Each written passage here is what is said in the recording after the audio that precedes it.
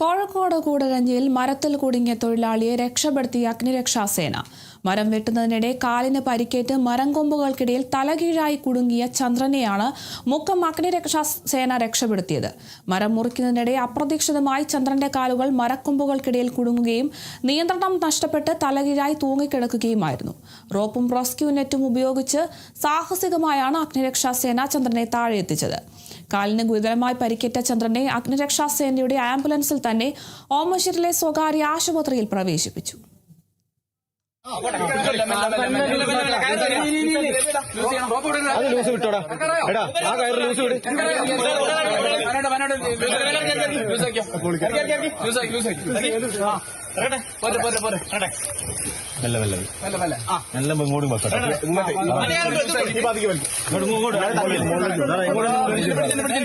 ഒരു പ്രശ്നമില്ല